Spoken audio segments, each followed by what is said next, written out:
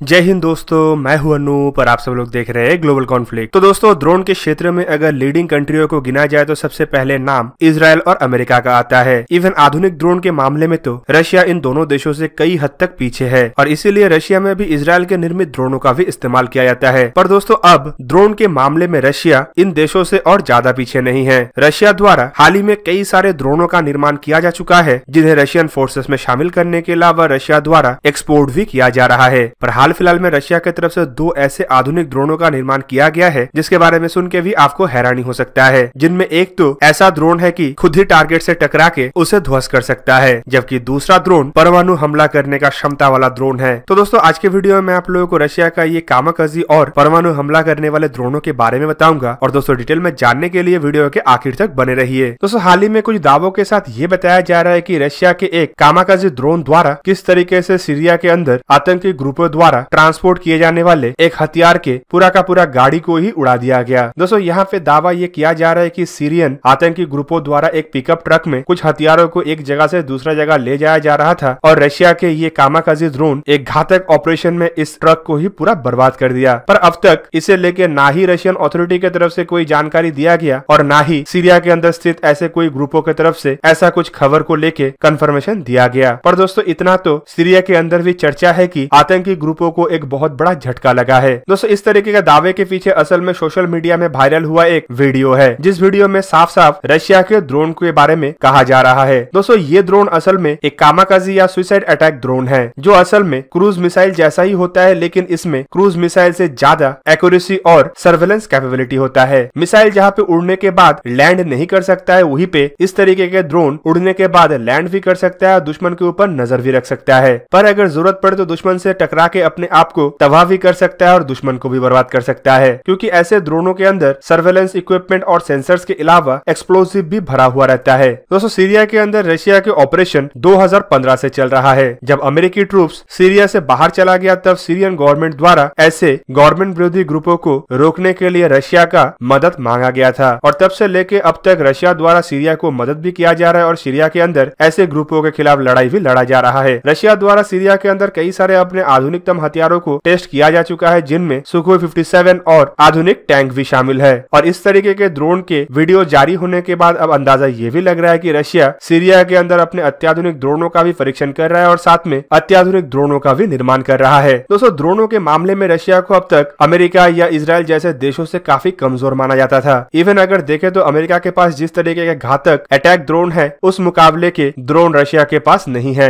Russia द्वारा अपने जरूरतों को पूरा करने के लिए कुछ ड्रोनों का निर्माण भी किया जाता है और रशिया ऐसे ड्रोन अपने दोस्त देशों से भी परचेस कर रहा है। पर दोस्तों, हाल फिलहाल के दिनों में रशिया की तरफ से कई सारे ड्रोनों का निर्माण किया जा चुका है, जिन्हें रशिया अब अपने फोर्सेस में इस्तेमाल करने के अलावा एक्सपोर्ट भी कर रहा है। इवन दोस्तों, ये डेवलपमेंट अब इतना स्ट्रांग हो चुका है कि रशिया अब कुछ ऐसे ड्रोन भी बना चुका है जो संभावित दुनिया के किसी और देश के पास नहीं है, चाहे वो स्टेल्थ ड्रोन हो या समुद्र के नीचे तैरने वाले अनमैन अंडर वाटर व्हीकल हो। इवन रशिया की तरफ से अब दावा ये भी किया जा रहा है कि ड्रोन से परमाणु हथियारों को दागने का क्षमता अब रशिया के पास है। दोस्तों, हाल ही में कुछ रिपोर्टों में दावा किया जा रहा है कि रशिया द्वारा एक ऐसा अनमैन अंडर वाटर व्हीकल का भी डेवलपमेंट किया गया है जो परमाणु हथियारों से लैस है। और दोस्तों, ये कोई आम परमाणु हथियार नहीं, बल्कि द्वितीय विश्व युद्ध के समय जापान में दागा गया किसी भी परमाणु हथियार की तुलना में करीबन 133 गुना ज्यादा ताकतवर हथियार है। और दोस्तों, इस तरीके के हथियारों का खुलासा तब हुआ था जब रशियन प्रेसिडेंट व्लादिमीर पुतिन की तरफ से 6th जनरेशन के हथियारों के डेवलपमेंट के बारे में बताया गया था। उस समय प्रेसिडेंट व्लादिमीर पुतिन द्वारा कुछ हथियारों के जो जानकारी दिया गया था, उनमें ब्रेवेस्निक परमाणु शक्ति से लैस क्रूज मिसाइल, एवेंगार्ड और क्रिंजल नामक हाइपरसोनिक मिसाइल भी शामिल था। और दोस्तों, रशिया के कुछ न्यूज रिपोर्टों के मुताबिक इस अंडर वाटर व्हीकल का नाम पोसाइडन रखा गया है और रशियन नेवी अब पोसाइडन के परीक्षण के लिए तैयारी भी कर रहा है। दोस्तों, इस हथियार का परीक्षण रशियन नेवी में इस्तेमाल प्रोजेक्ट 09852 न्यूक्लियर पावर सबमरीन बोल्गोरोड के द्वारा किया जाएगा और संभावित यही सबमरीन पोसाइडन हथियार का पहला कैरियर व्हीकल भी होगा। दोस्तों, रशिया के मॉस्को टाइम्स के रिपोर्ट के मुताबिक ये जो टेस्ट है, इसके लिए मेंटेनेंस और इंफ्रास्ट्रक्चर का तैयारी किया जाएगा और संभावित ये 2022 में खत्म होगा। जबकि दूसरी तरफ इसी रिपोर्ट में यह भी दावा किया जा रहा है कि इन अंडर वाटर अनमैन व्हीकलों को कैरी करने के लिए जो सबमरीन बनाया जा रहा है, उसे 2020 में लॉन्च किया जाना था, लेकिन कुछ कारणों की वजह से ये पोस्टपोन्ड हो गया है और अब 2021 में इसे लॉन्च किया जाएगा। दोस्तों, इन अनमैन अंडर वाटर व्हीकलों के जो समुद्र के अंदर रेंज है, उसे ऑलरेडी